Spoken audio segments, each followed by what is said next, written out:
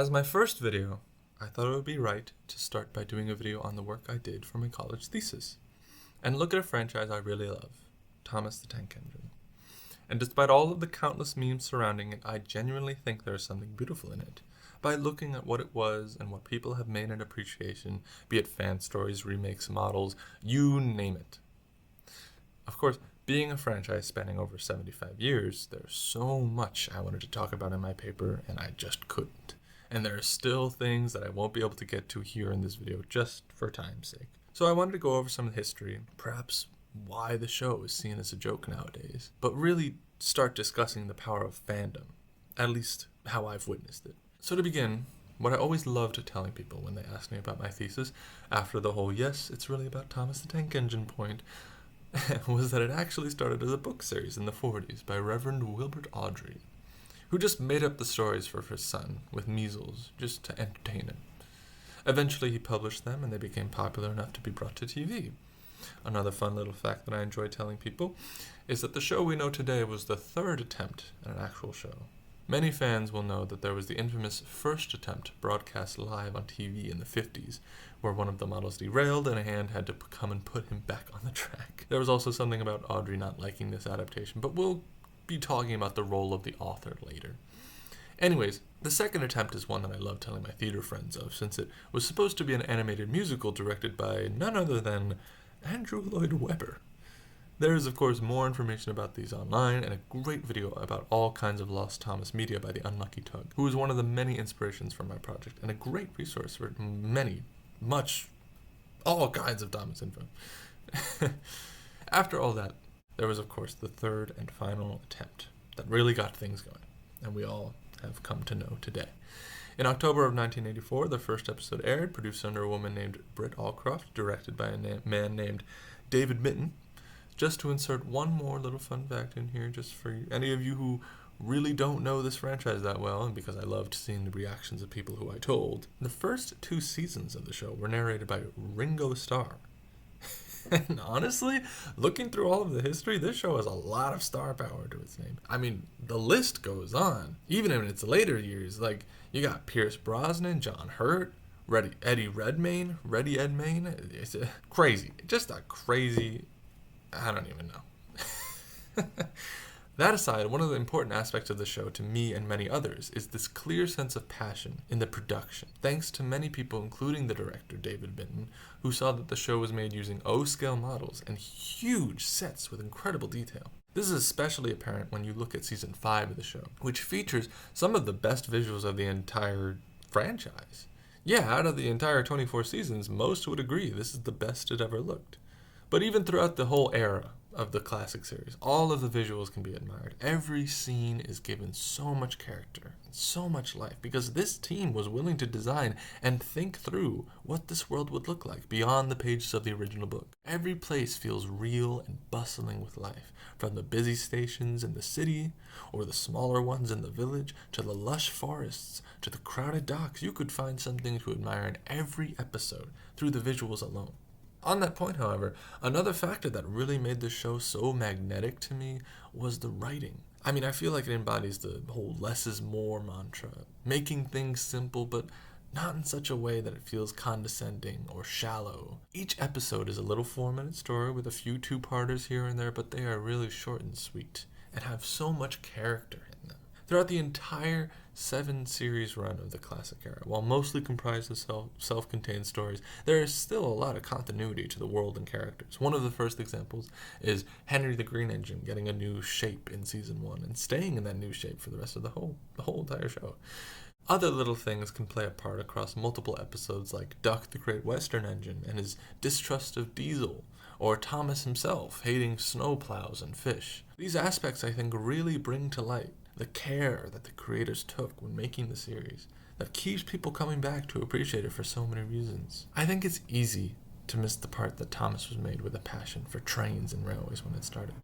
Awdry took his simple hobby and made his own little world from that and just kept developing it. And the show took those ideas and crafted a great adaptation that they added their own passion to. While looking at what the show had become nowadays, I think it's more important to look back at what made the show so special in the first place and see the legacy being upheld by the passion of fans making their own work, their own stories, because it inspired them too.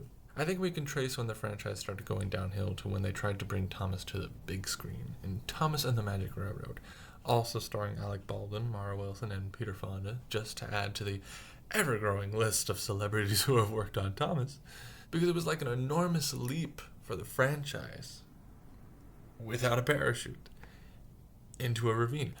There are a lot of things wrong with this movie, but I think the most fatal was that it completely diverted from the identity of Thomas and didn't have that same character like the show did. The whole idea of magic was out of nowhere, and honestly kind of goes against the whole concept of Thomas. If you look at other franchises like Toy Story, or The Little Toaster, or Cars, or just any anthropomorphized characters, we all like to make funny theories about how it works. But the stories themselves never do it, because it's all based on imagination, which makes it appealing, and just explaining it all away with magic just feels wrong. Either way, the movie was a failure and left the company producing the show, Gullane, bankrupt, causing them to sell the franchise to Hit Entertainment. This was a complete bombshell for the show, especially after season 7 when David Mitton wasn't working on the show anymore. It completely disregarded everything to make the show even more simple, and not in a good way.